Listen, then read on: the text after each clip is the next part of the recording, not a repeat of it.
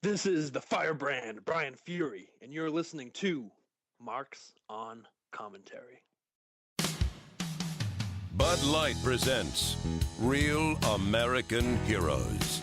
Real American heroes. Today, we salute you, Mr. Pro Wrestling Wardrobe Designer. Mr. Pro Wrestling Wardrobe Designer. While lesser designers would shy away from putting 300-pound men in spandex, you embrace it. Yes, you do. Pushing fashion to its limits, literally, you pair tights with a cape, a leotard with a mask, leather boots with a thong. Oh, looking good. All understated ways of saying, I'm going to rip your head off and look fabulous doing it. So crack open an ice-cold Bud Light, Mr. Pro Wrestling Wardrobe Guy, because without you, a man crushing another man's head in his arms would just look silly. Mr. Pro Wrestling Wardrobe Designer. Bud Light Beer, Anheuser-Busch, St. Louis, Missouri. I think this is fake. You can't say that. I can say that. Wrestling's not fake! It's still real to me, damn it. The unscripted, uncensored, loose cannon of commentary. This ain't WCW. This ain't Monday Night Raw. This ain't SmackDown. This ain't even WWE. Do I have everybody's attention now? The recognized symbol of excellence in sports entertainment. You're listening to Marks on Commentary. You're listening to Marks on Commentary. I'm Eddie Brophy. I'm Jason Smith. Now, we have a lot of Mark-related news, not so much WWE news to open the show. I don't know which news Jason's more excited about. I'm excited for you, man. Like, I want to hear about everything that went on last week, so fuck the show. Let's talk about you. That sounded so happy. I'm excited for you, man. I am, dude. This is pretty cool news, so let's talk about you. It's a very strange thing when people want to talk about me on this show, and it's not in a sort of negative, nacho eating, what the fuck is he doing sort of story. Yes, last Friday, as Jason pointed out on Twitter, because we're both nerds, and even, I should say, my now fiance pointed out how nerdy we are, I cashed in Money in the Bank. That's awesome, but can you explain what that means to the audience? All right, hold on. I will explain in 1 second. There's a spider on the floor. Hold on. He was doing so well, but I did think for a second he was going to cue the Dolph Ziggler music. You're the audio person. You cue my goddamn music. Eddie's ADD in full rage right now. Please pardon the interruption. That's pathetic. I literally was like about to like go into this long story. I'm like, spider.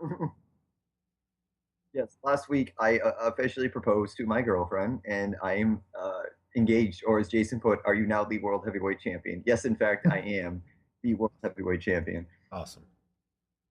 One of the crappier aspects of my plan to propose was that I had deliberately shown her the Dolph Ziggler cash-in from last year's Monday Night Raw after WrestleMania. I was like, oh, isn't this so cool? Isn't this so cool? Just so if I showed up at the house with a box that said Money in the Bank on it, Dolph Ziggler's theme, she would kind of get the reference. It did not go down that way. Thankfully, it did not go down that way. At the end of the day, you have to do the proposal that she's dreaming of, so you gotta not do what you wish. Well, see, it's exactly because around this time last year, or WrestleMania season, Jason had obviously proposed to his girlfriend. And if Jason had it his way, he would have proposed at WrestleMania. So there was a part of me that wanted to one-up Jason in the geek department and actually come to my apartment dressed as either Ziggler or the Warrior. And, we've been planning. We've already kind of begun preparation for the wedding. And Jason had, of course, obviously getting an invite. I'm not going to invite my co-host to my wedding. It's not happening. But obviously getting an invite, of course, offers up his services as a videographer. And I'm thinking, like, that's really shitty. Like, Jason, I don't want you to enjoy yourself. I want you to videotape every moment of this day. I already told you, I was able to go to Hillary's cousin's wedding and managed to pull off a full buzz and shoot the whole wedding. So, well, as much as I'll probably keep that idea in the back of my head, I also had to warn Nina that if this was even something I'd remotely entertain the idea of being, if I felt like being an asshole, there's a good chance that you'd have the old 90s style, like backstage area scenario where you have like the silver wall with the name of the pay-per-view attached to it. Nice. and Jason eagerly interviewing people as they pass by. They'll have to do the Mean Gene Okerlund thing where the sign falls off and he's like, fuck it! It'll literally just be like the WWE logo with the makeshift name of a wedding pay-per-view. That'd be awesome. Somebody needs to, like the December to Dismember, send in like a wedding-themed pay-per-view name. I would love that. Tweet that to me. I would absolutely fucking love that. Love to see if anyone's good with Photoshop, and I'm surprised I haven't even asked Jason to do this. Back in the day when they did the really poorly photoshopped, like when they did the match card and they showed the picture of the two competitors or whatever, with like the pay-per-view background, if you can actually do one of those, I could definitely do one of those. I think that would be funny as hell. That'd be pretty cool, actually. Yeah, if I like it enough, that will be the save the day. It's amazing. And of course, the only one getting that invitation will be Jason, because gets it. It's like, this is awesome. Well, like our family members will be like, I don't even fucking understand. I can't wait to see what other shit you come up with. As I pointed out on my Facebook, the two ideas I have was I really wanted to recreate the poster from Back to the Future 2 and have that be the engagement photo. That's awesome you say that. I've actively been trying to convince Hillary to let me wear a pair of the Nike mags if I can find them. I've been going to such lengths as looking at overseas Japanese knockoffs for X amount of dollars, and I know I'm going to get fucking scammed if I send them, but I want to take the chance because I want to be at my wedding wearing those fucking shoes. Well, here's the thing, though. I don't know if you read this, and of course, for a wrestling podcast, let's just talk about Back to the Future for an hour. They actually just announced that Nike, even though, and this makes no sense to me because those fuckers went for like millions of dollars, and all they did essentially was light up. Now they're actually going to release a pair of those that have the power laces. I'm not exactly convinced that they're going to be Nike Air Mags, but supposedly the article said that they're going to have the power laces. So, of course, the funny thing is, I was telling Nina about this, and she recently had, discovered that, oh my god, I fucking love the Back to the Future trilogy. Mm-hmm. And I think she even told me the second one was her favorite, which naturally made me super giddy. But like everyone else, she's super pissed off that there's no hoverboards. Well, there's fake replicas out there. I don't want a fake replica. I want a hover. But yeah, so that was my big news. Not to sully my big news by being like, I just got engaged, no big deal. The other big Marks news, Jason, I don't know, you put it on the website. You didn't publicly post it on Twitter or Facebook, right? It's out in a couple places, but I wanted this to be the official launch of when we tell everybody. Well, if that's the case, we do in fact now, courtesy of ProWrestlingTees.com, we have our own about 4 designs that we actually have Marks on Commentary t-shirts. Yep. And as I promoted last week or the week before, whenever I mentioned it, I think they're fucking cool. I mean, granted, they go for $19.99. That's about the going rate of any band or like pop culture t-shirt. So if you'd like to help support us and get the word out, again, www.prowrestlingtees.com/Marks on Commentary. They're all there and they're all really cool designs. And I'm basically, we made one sale so far, according to Jason. We did make one sale. Yep. Catherine has made the first purchase. Yep. Very thankful that she helped us out, and she's got some stuff coming out soon, so hopefully I'll be able to tell you about that. I love how I know I'm completely in the dark once again. That's your own fault, buddy. I can't help you there. She has not said anything to me. Clearly, she has said something to Jason. So. Yep. And the second I'm able to tell you, she gives me the green light. I'm going to tell everybody on here, so you'll be able to seek it out. I can tell you it's pretty cool, and hopefully everything works out for her. So now, of course, the designs we have up there, and we sort of modeled these off of famous '90s wrestling shirts. So we have the infamous Blood from a Stone sort of, I want to say parody, but the homage, which is Marks 24/7 in the bloody letters. We have the Cactus Jack recreation. We have an old DX recreation, which, according to Jason, through a barcode generator, if you actually scan the shirt, you'll get a nice nod to a favorite character from the show. Yep. And of course, we have the I don't want to say generic because it is a cool design, but the Marks on Commentary logo. Yeah, I'm very excited to finally see these up on a t-shirt. It's awesome. Like, I'm so ecstatically happy right now. Well, we had kind of pitched these ideas to each other around basically like a year ago when you were talking about hoping the show would do something because you really like the idea of that logo on the shirt. Yeah, and I mean these shirts, designs have been sitting on my computer for the last year. Yep, this was back, Jason and I had ample time to Facebook all day, every day, and we would go back and forth with what kind of, mock-up we would want to do. So I pitched them a few, and of course, I wasn't expecting them to wind up looking like this. So thank you. Again, if you're interested, it's prowrestlingtees.com/marksOnCommentary. Yep, you can also go to marksoncommentary.com, and we have all the information there, and that'll get you where you want to be so you can go buy our t-shirts. So now I'm going to be presumptuous and say that at least I could see 5 of these going. Oh. I'm not going to say who the other 2 buyers will be, but I see at least 5 of these going by next week. The only thing I can say is if you like our show and want to support our show, this is how you can help us the best. We can buy server space, new microphones. So eventually Jason will stop sounding so, I forget how you classified how you thought you sounded last show, but I will also stop sounding like I'm underwater. I don't know. Just getting to this point is huge for me and us in general because, where we started to where we're going and, just onwards and upwards. And this is really fucking awesome for me. And what's funny to me is as of, God, I'm trying to think now. I want to say next Friday. It's been a year since we've done this. A year since we became Marks on Commentary and did the video show, but the podcast.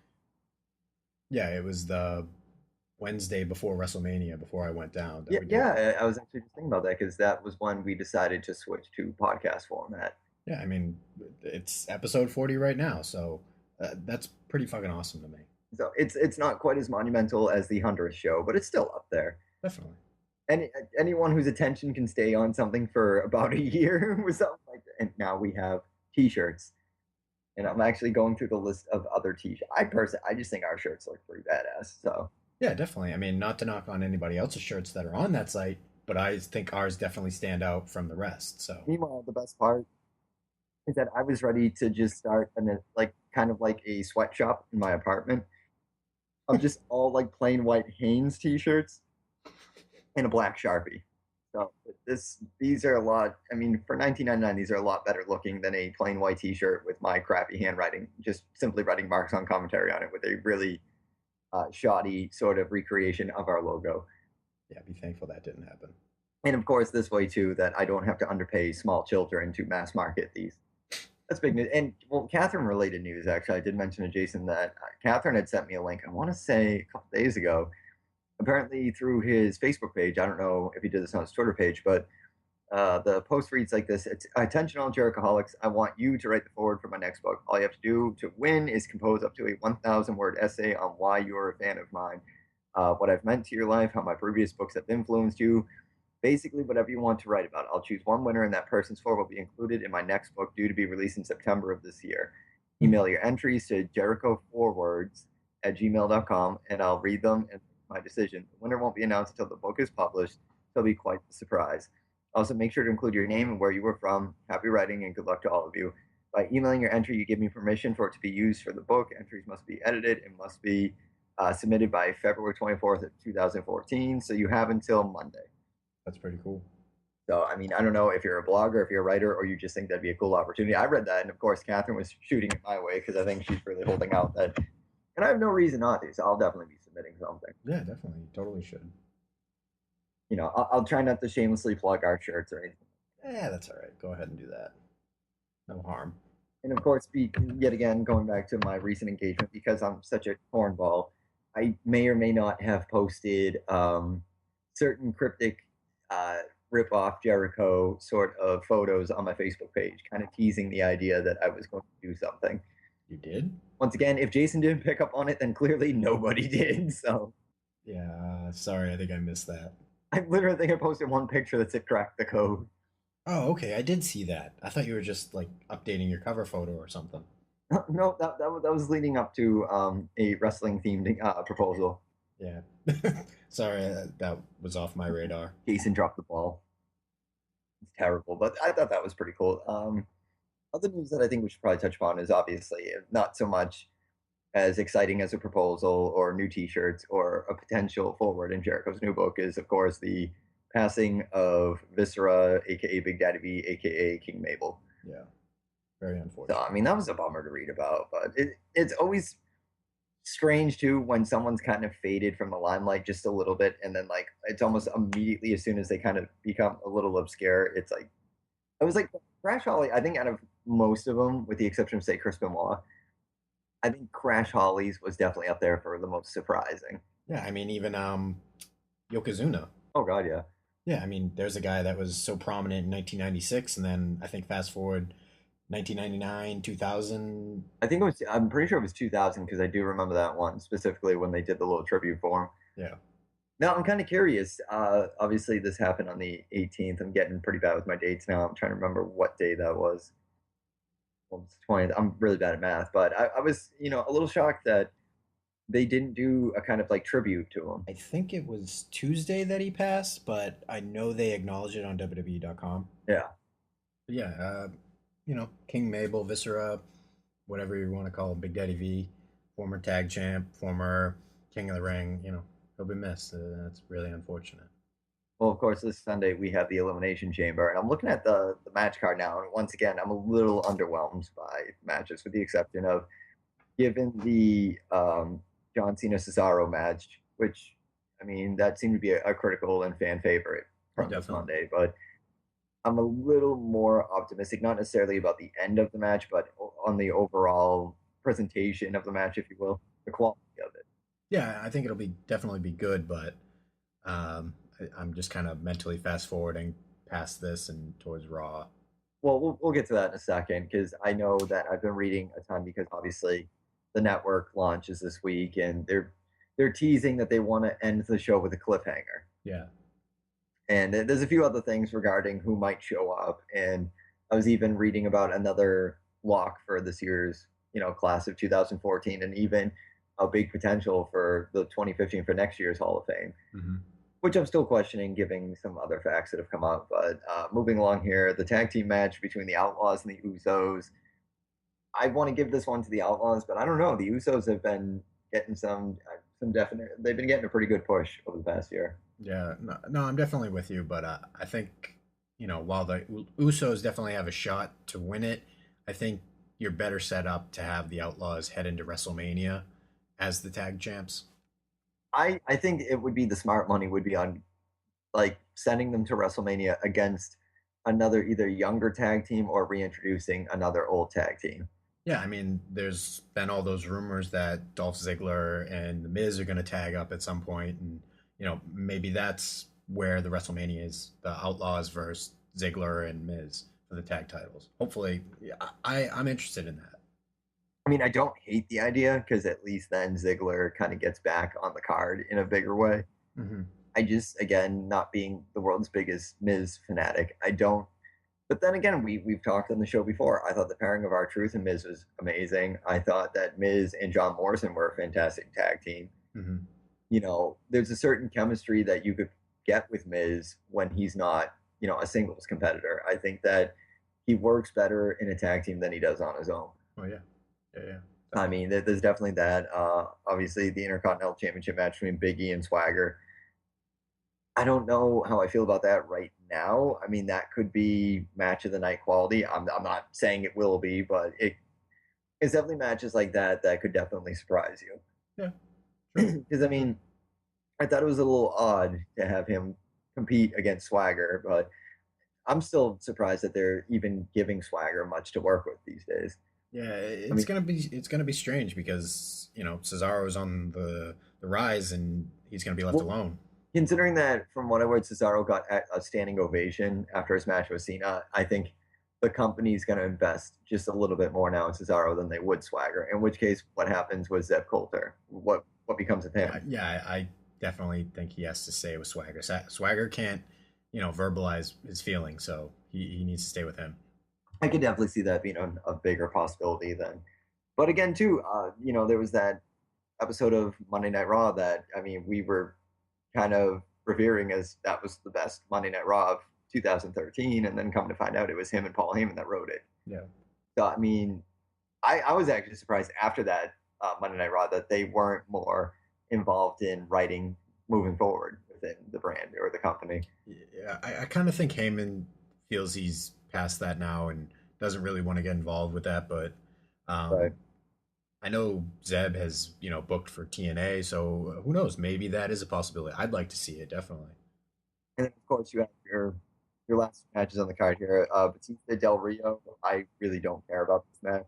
Yeah, this is a throwaway. It's sad to see because, well, not sad, but it's crazy to think like Batista's the guy headed towards the main event, and he's been in the background. He had one segment on Raw, and nobody really gives a shit. I don't give a shit, so I don't know. That's kind of a waste of talent.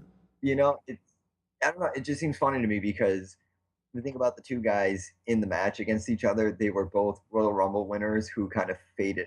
Like, I feel like the year that Del Rio won the Rumble, they were looking for a much bigger reaction than the one they actually got.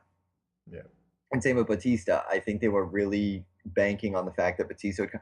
But, I mean, at the same time, the timing didn't really work out because Batista returns and CM Punk leaves. So, I mean, if anything, you could just say that no one was really all that invested in his return to begin with, but it kind of got overshadowed by the fact that, a superstar of CM Punk's caliber, abruptly walked out. Allegedly. And of course, Vince had said, I think during a conference call today, that he's on a indefinite sabbatical. So, I mean, that's like the first public. Well, he only said sabbatical. He didn't say indefinite. So make that over your will. I think it was more or less, he's on a sabbatical.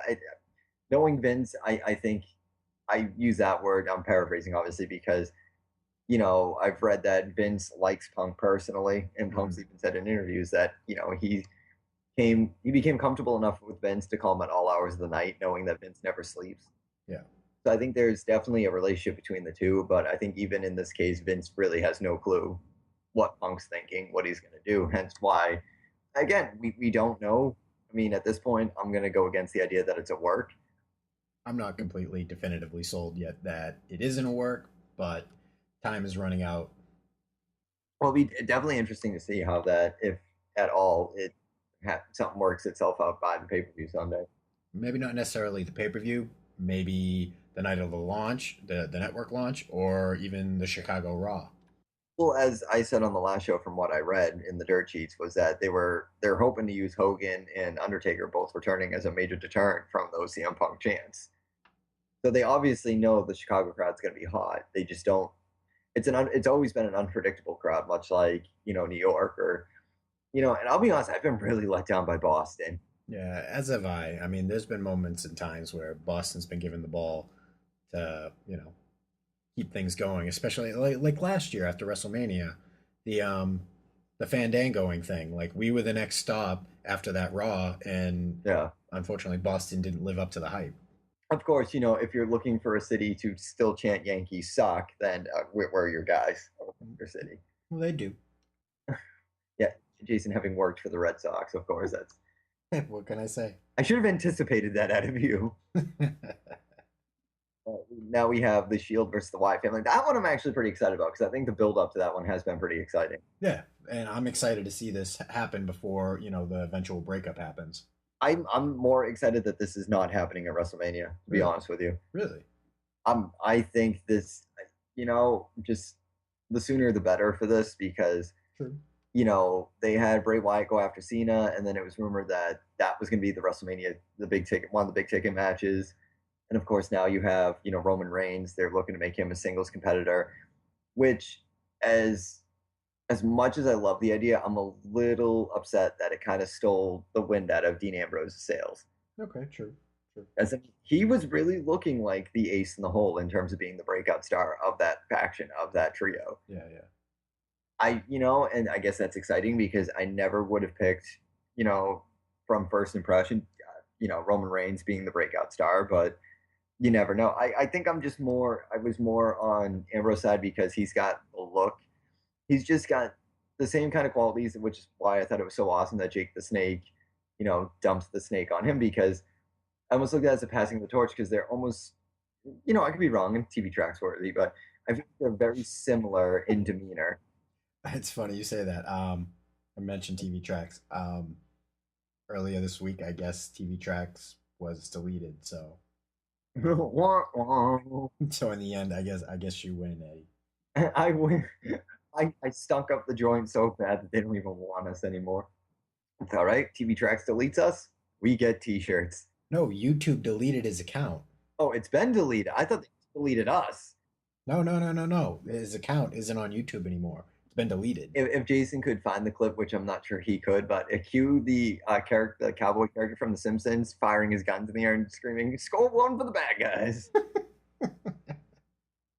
Okay, well, I think this should be a joint or shared tribute show to both Big Daddy V and TV Tracks. We will do a 10-bell salute by the end for TV Tracks. We hardly knew ye. Gone too soon. Cue Michael Jackson's Gone Too Soon. Looking forward to Monday Night Raw. Now, again, this is the pay-per-view right after a big, I don't want to say big, but I mean, Elimination Chamber certainly has an allure to it. It's certainly, again, it's kind of like what No Way Out was for us in the 90s. Obviously, it's the last pay-per-view before Mania, and typically No Way Out was what dictated, the morale of the marks or the fans going forward into the big Super Bowl of wrestling. I expect this pay-per-view to be a little subdued, I think is where I'm going with this. I think that their ace in the hole, so to speak, or where they're going to be putting most of their attention is probably going to be on the Monday Night Raw that follows. Oh, yeah. I mean, if they were really more invested with this pay-per-view, I feel like if they were planning for both an Undertaker and Hulk Hogan return, it would most definitely would have happened this Sunday. Really? Or at least I would think so. I would think that prior to the network being launched, I would probably think of it as your last cable-provided pay-per-view match or pay-per-view program. You would probably want to throw the kitchen sink in there, and it seems like no, they're going to do that on USA. Mm-hmm. Which, is that a smart move, or is that kind of like short-sighted? No, I think the focus this week is definitely on the WWE Network and launching it, and you want to do it on the best foot possible. So having all these returns on Monday Night Raw, I think that's the way to go. And now, if you could make a prediction, because like I said, the dirt sheets are saying that because they're really, really trying to get subscribers for the network, that they kind of want to end this coming Monday Night Raw on a cliffhanger.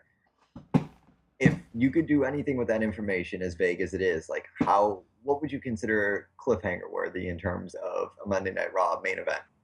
Well, I've already told you how I interpret everything to play out. Somehow, some way, CM Punk comes back, and right at the end where maybe you have Triple H versus Daniel Bryan for the shot to go to WrestleMania. I know that seems a little unreasonable, but I think that's the best way to get people to, tune into the network following, because then you have Punk built up, you have that match built up. I don't hate the idea. I think the other idea could quite possibly be finding out who Undertaker's competitor is going to be at WrestleMania. And of course, Sean, who will be on the next show, hopefully, if you remember Sean, you remember almost an hour and a half worth of Forrest Gump voices. Hilarious. Which, of course, Catherine loved. That's sarcasm, folks. He had actually sent me a photo, and it's of Undertaker, and obviously aged Grandpa Taker. Yeah. With nothing but, yes, I understand that people age and get old, but my childhood memories are having a hard time agreeing with the fact that the Undertaker is old. He looks it. He actually looks like Raiden from Mortal Kombat or something.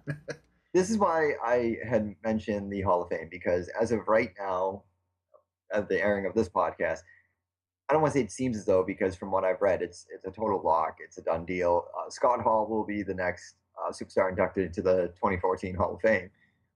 And that's awesome. Don't get me wrong. I'm super stoked for Scott Hall. I'm stoked for everybody in the accountability crib, DDP, who will most likely be inducting Jake the Snake. I'm assuming Kevin Nash is probably going to induct Scott Hall. Mm-hmm.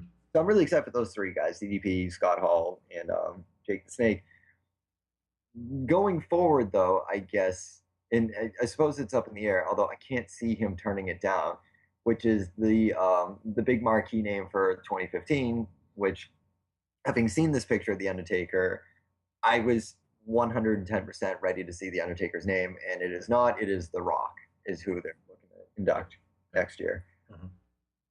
I mean, I'm not like upset with it, but I guess I'm just a little irritated because I just the whole streak thing. I'm done with it. Like I'm ready for Undertaker to retire, and that sounds terrible because I'm not the Undertaker. You know what I mean? And he's been a phenomenal, gimmick character, and he's a phenomenal athlete. I mean, even at his age, he's still phenomenal. But you know, how many more of these are we gonna? How many more of these can he kind of crawl through before eventually it's time to hang up the boots? I don't know. I think the limit is 25, and after that, yeah, there's no more. I think they're definitely going to want to pursue the Sting thing, but I think you need to wait a year and build that up. Now, could they jump the gun? Because, as I said before, where Sting lives is very close to Undertaker's training facility, and Sting is 110%. Like, if I signed to WWE this year, I really want Taker at this year's Mania. Is that something that you build an entire year for, or is that something you can kind of say at the last minute, screw it, introduce Sting, have him be another big name that comes out on Raw, and then give him to the Undertaker? No, Sting's a guy that you need to put in there and build up and build his legacy back up. You have all this archive footage of him, and he's marketable. You need to be able to capitalize on that, and putting him out there on WrestleMania, it'll be like a Giant Gonzalez. He'll go out for one WrestleMania, and you'll never see him again because you killed his character off. Well, I think really for me, it's a matter of, like you said, the integrity and the preservation and the respect of the character, but also realizing these guys aren't getting any younger, and a whole calendar year waiting for these two guys. I mean, the training and just the recovery from, because anytime, obviously, he's a one match per year athlete. And then, of course, he'll do his occasional cameos before and then after, but he's essentially a one match per year athlete. And even those take a giant toll on his body, no doubt. Yeah. So, I mean, for every WrestleMania that's taking yet another year off of Undertaker's career, is it worth it to rush Sting in? Or is it worth it to just say, you know what, we're going to trust conventional wisdom. We're going to wrap up what we started years ago with this altercation with Brock. And then give the fans, again, too little too late, in my opinion, but we'll give him the Brock. But can you put a guy Undertaker's age and in the shape he's in against someone like Brock Lesnar and expect him to be able to even compete the following year? Because, again, this is not a young guy. This is a guy in his late 40s. Obviously, he knows his limits better than I do. I don't know the man personally, and I've never been in the ring with the man. I'm not even, an athlete of any kind. But I'm just saying, is it smart to just keep kind of letting Taker dictate, like, okay, yeah, I'll be back next year. I'll do this big match with these high spots, and you know what I mean? No, I understand. I think the past 4 or 5 years have been the measuring stick in that the guy consistently delivers match of the year candidates. So until he delivers that rotten egg on that big stage, you can't take that away from him. The year he delivers the bad match is when you start considering the future of Undertaker at WrestleMania. So I think you go with it until the wheels fall off and you have no more tread on the tires. I think the only reason I'm slightly concerned is because he resembles Gandalf the White more and more with every photo I see. I don't know. I'm just waiting for that moment when he comes out looking like Gandalf and someone just screams out, "You shall not pop!" And it worries me because it's just that the integrity of that character is, I don't think it's been a problem to protect that character and it's not a hard character to get over. I mean, the overall presentation of the character from the entrance and the smoke and the theme song and just, I definitely do though if he's weaning himself out of, the product entirely, I would like to see more classic Undertaker garb than more of this samurai thing he's been rolling with. Yeah, I mean, especially in the case because over the last couple of years, he's getting older and he's losing body mass and he's not that big, bulky guy anymore. So you kind of need to cover that up. I mean, the late Paul Bearer, William Moody, had even said that as far as he knew that towards the end of his career, Undertaker, as a nod to the fans, those of us who have been watching forever, more than likely would be returning with the purple gloves and boots. And it seems like such a trivial thing to want and to get so pissy about every year you don't see it. But, essentially wrestling fans, you're indoctrinated that at some point in being a fan, you're going to become nostalgic. And I've always believed that that's the truest form of the Undertaker that we'll always revert back to. I mean, I could say my personal favorite version of the Undertaker will probably always be the Ministry Undertaker with, the beard and the hair and just the style he had then. But I do go back and watch some of these older matches with Hulk and, with Warrior and with Jake Snake, where, and that was before he had, the long black hair and looked satanic. And he truly back then, he looked scarier back then than he did when he was, 90s scary, if you will. And again, that's the whole lure to the Taker is that you're afraid of him. I mean, he's human, he's not a real dead man, he's not a real Undertaker, but there's still that, I don't want to say aura, that sounds cheesy, but there's just that charisma or just that something, that X factor about him that, and, seeing pictures like this, or even I remember seeing the original photo when he did shave his head, I wasn't scared of that Undertaker because he's becoming more human both in and out of the WWE universe because of the fact that he's really Mark Calloway and he is up there, and you know what I mean? So I don't know. I would wage that question more for the fans, at MO Commentary 978-276-9418. I mean, I've said it time and time again, and that's one of those subjects that I can't stop talking about on this show is just, and Sean hits it around the nail because, 26, 27, 28, however old you are, growing up, watching the Attitude Era in middle school or high school, watching these guys, I mean, Big Daddy V's dead, growing up watching these guys, kind of fall off the wagon and wind up in DDP's, accountability crib, or watching them kind of age or just abruptly keel over from massive heart attacks, it can mess with you because, again, these are living, breathing cartoon characters, essentially. And when they become more human than you really want to believe they are, it can be heartbreaking. But I do agree with you on the count that if they're going to bring Sting in, I think by the time it happens, it'll be too little too late, but it'll still be kind of yeah, but deep down, I still want to see it. There's a small, iota of me that really does want to see Brock and Taker. But in a weird twist of events, there's a bigger part of me that would rather see Taker or Cena more. And obviously it can't happen this year, but there's definitely that big part of me. I mean, I remember the year when he won the Rumble, and they teased Undertaker coming out on Raw with the flames shooting at the stage and John Cena's reaction. Even then I got excited about that. It was long before Brock, and that was long before he made that other return that Triple H, interrupted, where they were kind of shooting the promo videos hoping that Sting would sign. Because originally, from what I understand, and that's what was the big deal when TNA had done their own spin on it when Sting returned to them, and they basically ripped off the whole bit, was they had shot those videos to make it look like it could be Sting, but if Sting didn't sign, it'd be just as easy to make it The Undertaker. Yeah. So, I mean, I think, and no one, if they like them, they hate them, they're different to them. Any interview that's ever been done with anyone inside or outside of wrestling has always, promoted Vince or talked of Vince as a consummate professional.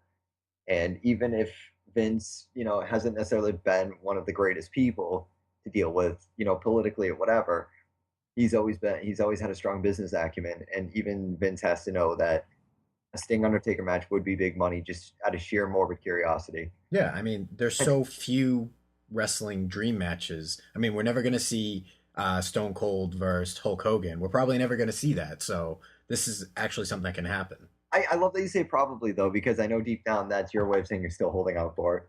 Well, yeah, in my head, I mean, somewhere in my head, I would like to see it, but we're probably not going to see it. And you're probably going to see, if you ever do, it's going to be, when they're both 70 years old and they have a horrible,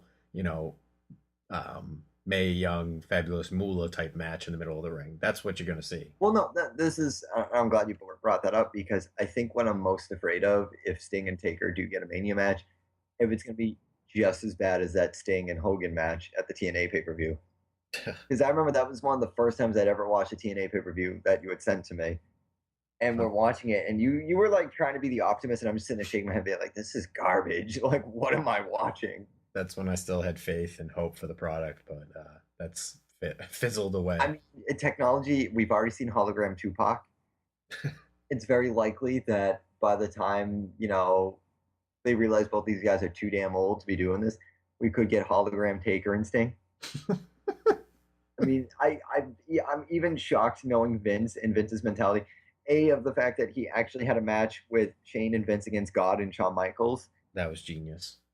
And I'm sorry, I still think that. And when they introduced God, they just had the spotlight. I get it. Like, I can understand why people are offended not being religious. I think it's hysterical. Even if I was, technically I'm Catholic, just by nature of like how I was raised. I still think that's fucking hysterical. Yeah.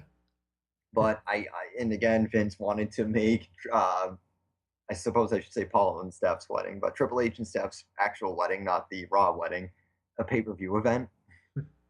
I am really shocked that when that hologram Tupac showed up at Coachella, Vince wasn't immediately trying to buy out the company and be like, I want hologram wrestlers. So, I mean, it's definitely because you have these legends of WrestleMania video games, and now they're introducing more deceased and old, in real life, they're much older and they don't look the way they used to, legends into these video games that Vince has been like, there's got to be a market for a pay-per-view of all hologram versions of matches that people have always wanted to see with competitors and in the sort of prime that they, miss seeing them in. Mm-hmm. And of course, this podcast just took a major detour from, Back to the Future hoverboards to holograms, but it's all relevant. It's all good. It's all relevant in the end, I swear to you. No, I don't. Buy a t-shirt. Have you been on WrestlingTees.com? Because we need to sell some shirts. Come on, support the show. We care a lot about what we do, and this is our passion. We really care. Blood, sweat, tears, and nachos. We give you everything we have. That'll be our next t-shirt. Would you like to take some Twitter questions right now? I was actually just gonna get there. Shut me up and all right. Okay.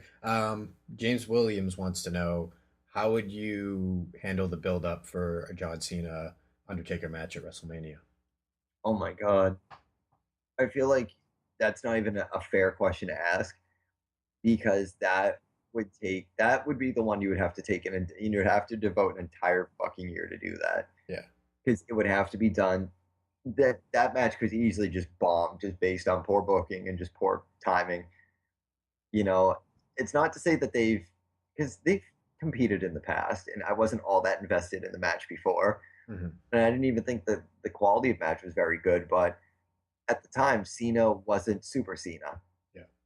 And the streak was just kind of because that's the thing. Bear in mind that Undertaker's, retained this streak for so long, but I feel like not until the past maybe 5 years did WWE start to acknowledge that, like, oh, this streak thing, it's kind of a big deal. I mean, I could be wrong. People could correct me and be like, no, they've been doing that for longer than that. But to me, it seems like not until, the later half of the 2000s did they really start to give a crap about the streak. Yeah, I think it was the Mania with Orton that they were bringing up, that it would be the 13th win or something like that. Yeah, I think around, and again, well, that was technically early 2000s, but yeah, exactly. Not until at least the 2000s did they say, like, oh, this is kind of a big deal that he's done this. Mm-hmm. And at the time, you also don't know. I mean, it's funny because I did listen to some of, you should definitely check it out if you've not listened to Austin's podcast. Oh yeah, I listened. It was really awesome. Well, because that was, I mean, for a guy like Austin to be that high on Cena was actually pretty big. Yeah, no, I think that was really awesome because, any other time you hear John Cena, the corporate guy, and he comes on Austin show and, he's, dropping swears and stuff like that. And that's really cool because it shows, he's a real person. And, that's the kind of guy, if I'm going to pay any attention to right now, that's the guy I want to know. And that's a big deal. How brazenly PG something is. When John Cena swears, it's a big deal to us. Which is kind of pathetic, but no, I was saying the same thing. And, Austin was right. He's had such a hot fucking run that, again, who's more of a priority for Taker and the streak at WrestleMania at this point? Do you do the two dream matches, which at the time when it first happened, when Taker was interviewed at that UFC match, Taker, Lesnar, obviously, when people caught wind that they were kind of entertaining the idea of Sting and Taker, or do you put more emphasis on the fact that John Cena is so hot, but eventually Austin used to be that hot. There were a lot of superstars that were that hot that eventually they just fizzled because you can only stay hot for so long, Yeah. Hulk Hogan's a prime example. I mean, that guy was hot as hell forever. And, when I just, not to go away from the Twitter questions, but when Hogan comes out, what it's speculated Monday Night Raw this Monday, what reaction do you think he's going to get? I think he's going to get cheered, honestly. You think so?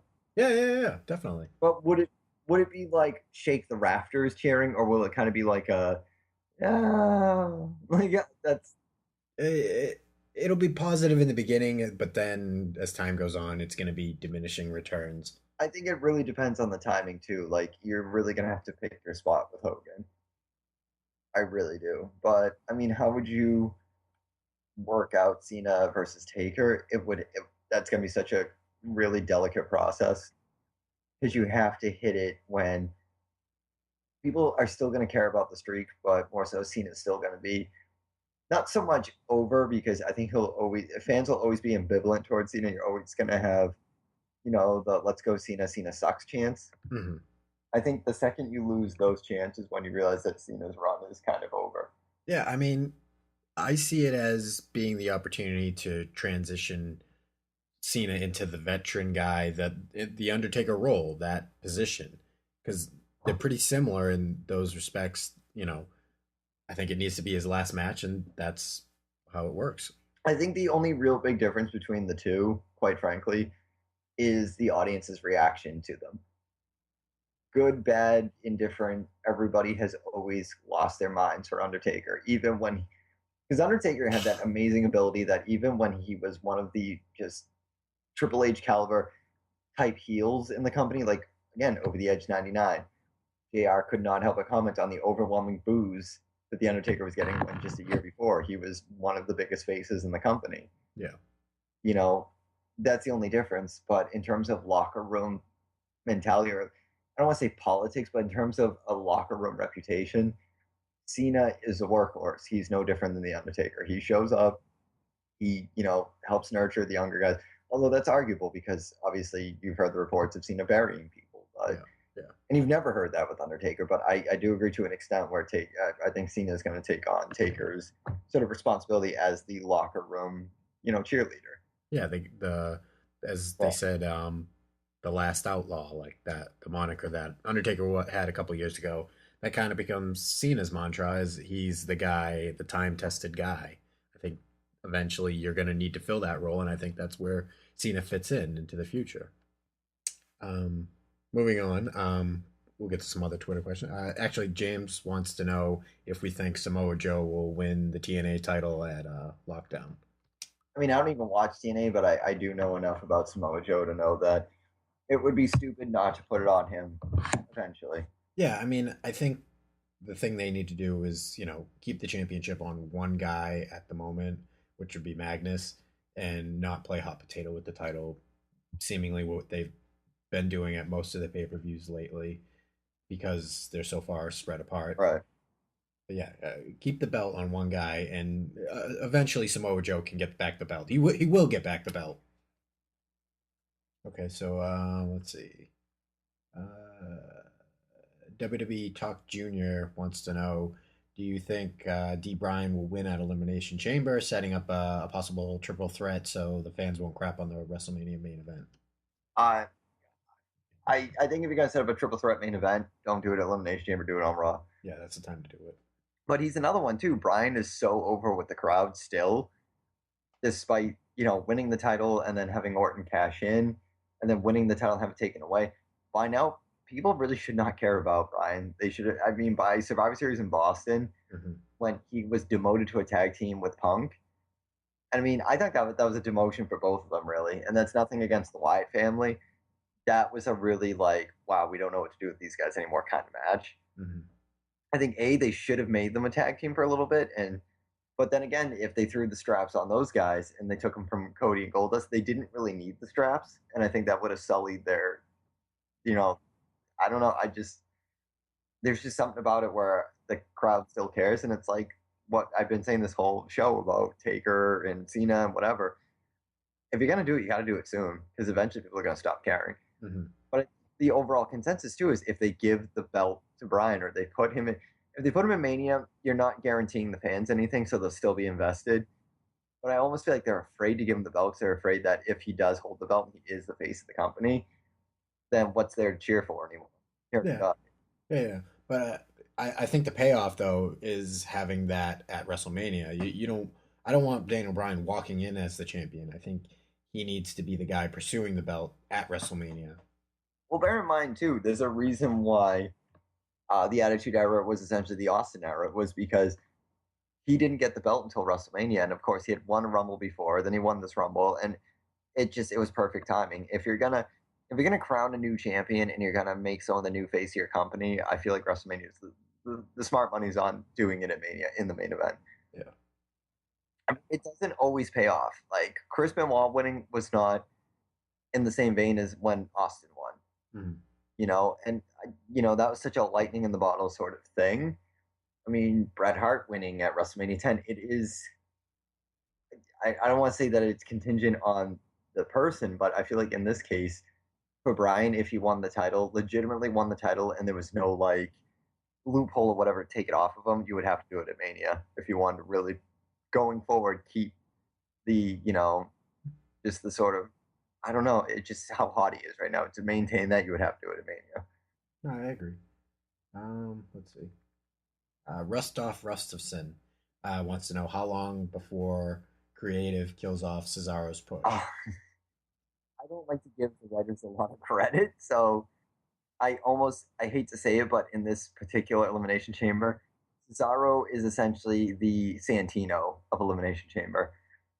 I think that they recognize that he has a lot of potential, and I think they recognize that the fans are starting to come around to Cesaro, which scares me because they did the same thing with Santino. And honestly, Santino was amazing in that Elimination Chamber. I mean, granted, unlike Cesaro, Santino seemed like, what the hell is he doing in there? Mm-hmm. But he definitely, and at the time, there was a lot of, rumbling in the backstage that, we could possibly make a legitimate competitor out of Santino. And it just didn't work out. I'm hoping that's the opposite with Cesaro. I think this is a make or break pay-per-view for him, especially in that match. I think if he doesn't quite deliver the way they want him to, it's over. It's over as of Monday night. Yeah, he needs to make a statement come this Sunday. Like, this is his chance to shine. This is his moment. So, the ball's in his court. I think he can deliver. I think he will. So I'm curious to see how that plays out. I do feel, though, that he probably should have won Monday against Cena, but, what can you do? Well, I think given the fact that Cena had put Bryan over at SummerSlam, I think they're afraid that with Cena, I mean, I can't blame him for this. As much as I hate the whole Super Cena, he wins every match thing. Depending on going forward, what Cena's going to do in terms of like, where do we want him to land? I think in order for a Cena Undertaker match to really work, you can't keep putting guys over him. Like, he kind of has to maintain this whole Super Cena image until, and for what it's worth, Undertaker kind of has the same thing going for him. He's, no one would dare say this, and I'll say it right now, he's Super Taker. Yeah. He's a one-match man who always wins his one match.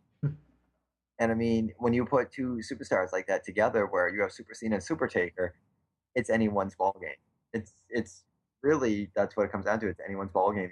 All bets are off at that point, because you want to really say Taker, and that's what would make that match so good, is that it could go to either guy, really. But I agree, Cesaro probably should have gone over, but at the same time, and I hate myself for saying this, don't bury Cena yet. Yeah. If they can do with him what I think they should, which is obviously not this year, but if they can do Cena and Taker next year, and I hope that would be my time frame. You can't keep Super Cena alive for another 2 years, but I think if you keep it going for at least one more year, you could definitely get a phenomenal pay-per-view main event match out of Cena and Taker, if that's the direction they want to go in. All right. At Dustin Destruct, he's kind of got a two-part question here. Do you think CM Punk will be at WrestleMania? Also, what are our thoughts on the walkout in also our thoughts on Austin promising that Punk will be at WrestleMania. Well, I mean, that's all contingent on how close is Austin really to, the WWE. Like, are his fingers really on the pulse of all things WWE in the backstage sense? I mean, yes, he did just lock down an interview with WWE's arguably their biggest star for a podcast. I mean, obviously, I wouldn't say Austin's far, far removed from WWE, but I think he's removed enough that it's still like when Austin says, I can promise he'll be at WrestleMania, that you got to take it with a grain of salt because what the hell does he know? Yeah. But at the same time, I think that him and Punk have, over the years, considering the dream match build-up that they even had, of just Austin working with Punk and just that phenomenal interview they did, that worked interview with the video game and Austin kind of just sitting there and glaring at Punk. I think that the two men definitely have more than, an obvious amount of respect for each other. Mm-hmm. I don't know if you can bank on Austin's word because, again, I don't know how closely he is to Vince still or to that company. I know he's got to be close enough that they wanted him at the network launch at the convention where they were announcing it. But I don't know how much Austin actually knows in terms of the backstage stuff. In terms of our feelings, I think we pretty much covered it. Yeah. Which for me was disappointing, but in reality, I'm surprised it didn't happen sooner. Yeah, I'm just disappointed. I'm a CM Punk by nature, and that kind of reinvigorated my interest in the product again, even more so. So, well, I mean, I think that's the thing too is we're both. I mean, obviously, when we watched Rumble, we were both the guys wearing the CM Punk shirts. We're still marks for Punk, and I think deep down that's what makes us want to believe that it's a work, but deep down we genuinely know like this is obviously not a work. He's obviously frustrated, he's burnt out. Like anybody that's worked for any job or any company for X amount of years, everyone has their shelf life. I mean, we've talked in the past with jobs that we've had or jobs we have now, being burnt out, exhausted, and just kind of unhappy with the direction it's going in. Just because you're a musician or an athlete or a professional wrestler or whatever, it doesn't mean that what you do every day, 365 days of the year, you know what I mean? Yeah. It's going to eventually wear on you, and you're not going to kind of take your fleeting 5 minutes of introspection and say, you know what? Is this really what I want to keep doing with the rest of my life? Punk's a young guy. I mean, from the interviews I've seen, I don't know this man personally. From the interviews I've seen and what I've read, he knows what he wants out of this business, and he knows what he wants out of himself. Mm-hmm. And really, the only person that everybody's been saying, the only person that can really answer any CM Punk related questions in terms of going forward, what he wants to do is CM Punk. Yeah. And I mean, I think in terms of that, like I respect it. Obviously, as a fan, I'm a little let down just the way it went down. Mm-hmm. But at the same time, as a fan, if he had stayed with the company despite being really unhappy, and I'd said on previous shows that I thought his in-ring ability was kind of shitty. Yeah.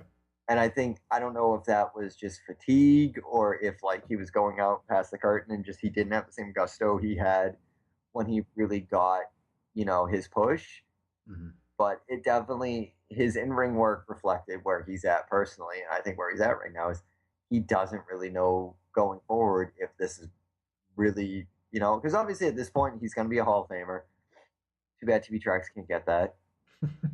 He's going to be a Hall of Famer. He's obviously a bankable name. I mean, he's got the blessing of Vince McMahon to pretty much do whatever he wants. Mm-hmm. I don't know. I mean, I'm let down, but at the same time, would I be more let down by a walkout or by him stinking out the joint because his heart's not into it? Yeah. And I think that's genuinely going forward with Punk. If we're going to have Punk in any capacity, I want the same Punk that made me a fan and not a Punk that's creatively and professionally just kind of like, I'm fucking burnt. I'm just cooked. Like, this doesn't even make any sense anymore. Mm-hmm. So, I mean, again, we get it. We watch these guys every Monday, Wednesday, Thursday, and, one Sunday a month. And, they're superstars. In our minds, they're, walking legends. But they're guys that punch in and punch out just like everybody else. The only difference is the amount of numbers in their paychecks and, the ubiquity that they have doing what they do. But if you do something long enough, it's going to wear you out. And I think Punk being another one, like Cena, he's a workhorse. He doesn't really take a lot of time off. And when he does, you know that it's legitimate that he needs the time off. And I think that coupled with the fact that creatively, they don't really know what to do with him unless he's WWE champion or unless he's in a title contention these days. I mean, that's the fear too. You even have superstars where I'm sure they were terrified. I mean, I think that was probably why we got Rock Cena 2 years in a row is if Cena's not the champion, then who is he? Mm-hmm. You know, because he's synonymous with the champ is here. You know, I think there's that fear in creative where if you don't keep Cena running after the title, almost like an Austin scenario, what the hell do we do with him? Yeah. So, I mean, I think going forward with Punk, I think that was really consensus. Whereas Punk can't hold that title, and that was something I came to grips with a long time ago as an Attitude Era fan, was Austin could not hold that title forever. Mm-hmm. Like, I'm sure people felt in the age with Hogan, and that's how we have to come to grips with as Punk fans. He cannot hold that title forever. You know, there has to be room for the Daniel Bryans or the Rocks or the Ultimate Warriors, the Macho Man. You know what I mean? Like, you have to make way for the future, and that I say that, and you know, Randy Orton's champion. I'm thinking, what the hell? Like that totally contradicts my point. I mean, yeah, I think if it doesn't happen by Monday night in Chicago, kiss WrestleMania and CM Punk bye. Yeah, I'm with that theory 100%. I mean, you know, you have guys like Mick Foley, Austin. You know, hopefully they can contort him if it is legitimate to come back, see the light of day, and you know. Collect that last big paycheck at WrestleMania. You know, the fans want him there. I want him there. I think he needs to be there just to, you know, close. If this is it, if this is the end of his career, then you know, end it on a good note. Go out on a big thing. I think it's a combination of two things. I think it's just veteran wisdom in terms of if you're gonna wrap up your career, don't do it in these quasi comeback matches that don't really amount to anything. Do it on a big stage. So that makes sense. But also as veteran wrestlers who have, you know, Mick Foley's a comedian now. Why? Because it's probably something he always wanted to do. I mean, he's a storyteller. He's a New York Times bestselling author multiple times over. But once the WWE is no longer signing your checks, where's the money coming from? Yeah. If you're gonna, and again, Punk's a young guy. If he decides to hang it up and say, I don't want to do this anymore, understand that those paychecks aren't going to be coming in anymore. I mean, obviously, if you bought a house and you've made a comfortable living and you've been smart with your money, then whatever, you know. But the main thing that I keep hearing from both Austin and Foley is get the WrestleMania paycheck before you call it a day. Because that's going to be a lot of money. Oh, yeah, definitely. You know, and, you know, I think that's veteran wisdom, which is, you know, if there's still big marquee money to be made, do it. Don't be an idiot about it. If nothing else, it doesn't compromise your integrity to just kind of guarantee that at the end of the day, you'll still live comfortably and be able to pursue other things that aren't as, you know, lucrative as, say, what you did in wrestling, but just protect your nut and just make all the money you can while you can. And, you know, coupled with you're a good enough athlete, you're a phenomenal superstar, Hall of Fame worthy eventually. I just don't sell yourself short financially or, you know, legacy wise. Like go out on top. Yeah. So. Let's see. Anthony Pope wants to know, what is the first pay-per-view you will watch on the WWE Network? Oh man, that's an excellent question because it's the obvious ones that you remember that you're kind of like, I want to go back and watch that, but then there are going to be so many others that, I mean, there was a period, and I have no shame admitting, there was a period where I wasn't really watching wrestling. I mean, for Jason's been a constant, consistent fan. For me, there's a giant chunk of 2001 I've never seen. Yeah. I mean, obviously, you know, becoming a fan from between, I'd say like 96, you know, or growing up in like 91, 92. I mean, there's obviously going to be a shit ton of events that I've never even heard of that I'm going to want to go back and see. So I can't really honestly answer that unless I had it right in front of me and said, you know what, I've never seen this, you know, and I vaguely remember it or remember, you know, seeing advertisements for it. I'd probably watch the one that isn't the most obvious, probably. Yeah. No, I'm with it. Let's see. I probably jumped to, you know, late 1999 ECW stuff because, I own everything that, I want, like all the awesome pay-per-views. So it's more or less the pay-per-views I can't get on DVD, VHS, or otherwise watch on YouTube that I really want to see. So that's the period of wrestling, because that's my favorite period of like ECW. It had a really cool feel for me. Well, I was actually going to say the same thing. I mean, bear in mind, we're also negating the fact that ECW and WCW, all of those tapes are now available to us. And to be honest with you, growing up, aside from, like, if there was a night where, I remember specifically there was a Ric Flair cage match on, Thursday Night Thunder. And the only reason I watched it, because at the time I wasn't, again, really into wrestling, but I was waiting up to tape Nightmare on Elm Street 4 off TNT. And I caught it. I was like, oh, that was kind of interesting. But yeah, to go back and watch matches or pay-per-views when, to be honest, like when I really got heavily into wrestling again in 98, 99, I didn't pay any attention to WCW. That was like sacrilege. You were one or the other, Yeah. I mean, well, so, it was all right to watch an hour of Nitro before Raw. So. Well, that's the funny thing is that's what, I know we're not the only ones who did that. I certainly did that. When my niece's father lived with my parents and I and my oldest sister, her mother. I mean, my sister would be at work and I'd be downstairs with my niece who was a baby and her father, and he'd have WCW on, and I'd always kind of like antagonize him, like, oh, what are you playing for the other team now? And he's like, why wouldn't I be watching, like an hour of wrestling before the wrestling I really want to see? Like, it's still wrestling. Like, it holds you over before, you actually get to, you know what I mean? So it's like, yeah, absolutely. That was mentality for a lot of people, like, oh, I guess I'll watch it before Raw, but as soon as 9 o'clock hit, it's all WWE or WWF back then. WCW, the pre-show. It really was, though. For the 90s, that was the equivalent of the YouTube pre-show. It held you over long enough, because I understand that was back at an age and a decade where wrestling was genuine. Like, you could not wait until Monday night, especially if the pay-per-view on Sunday night had either a cliffhanger ending or a phenomenal main event. Your ass is parked in front of the TV as of 8 o'clock, fidgeting and saying, shit, we got another out. Okay, we'll put on WCW. Yeah. For me, it was to kind of laugh at how shitty their gimmicks were. WWF had its fair share of terrible gimmicks, but I mean, for God's sakes, Disco Inferno and the wrestler that was based off a Kiss.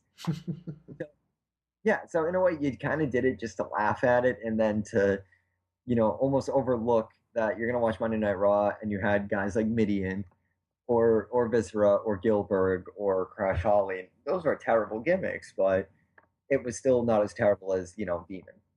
Or Queewee. So, at Marks on Commentary on Twitter, marksandcommentary.com. 978-276-9418. Anything you want to talk about, get off your chest, or, sort of retort with anything we've discussed tonight, that's the phone number. Well, that's the voicemail. Obviously, prowrestlingtees.com/marksandcommentary. We have 4 designs up on there. 1999, I get it. In this day and age, any bit of money is kind of like, do I really want to? I mean, I work at a friggin' thrift store, and I get like my 1 half day a week where I can actually go in and like buy what I want. I'll look at a 99-cent VHS, be like, do I really want to invest in this? So I get it. You know what I mean? Like, I'm not going to be heartbroken if we don't ideally sell all the shirts we want to, but I think there's also, quality is everything. And I think these t-shirts are really badass looking. I'm more interested personally to get the feedback from people on Twitter. Or if they called the number and they're like, hey, I just saw the t-shirts. Like, I'm more interested in their feedback of what they think of the shirts. Mm-hmm. I mean, obviously, I want to see us sell some, but I'm more interested in what they think of them.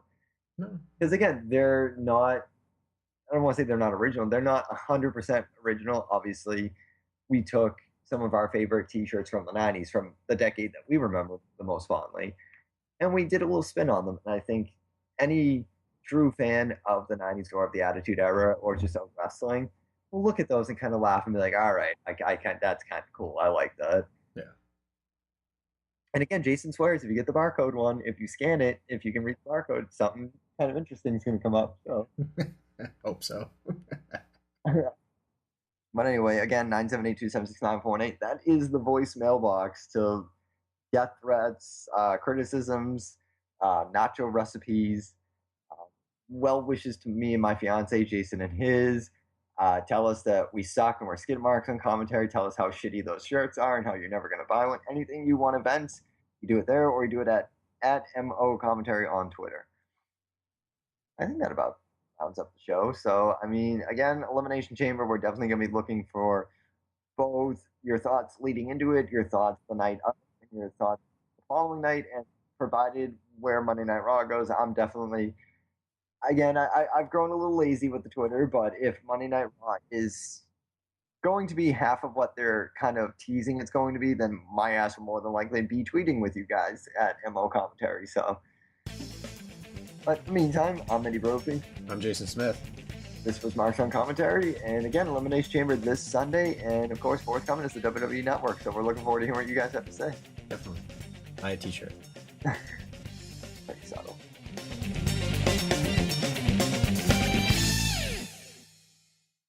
Never hangs around.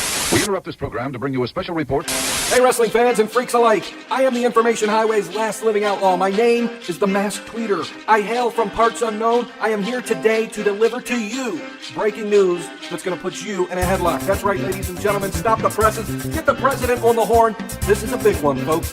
I am joining forces with Andy's Army. Andy's Army. To get Andy Kaufman the 2014 WWE Hall of Fame Induction Award. Think about it.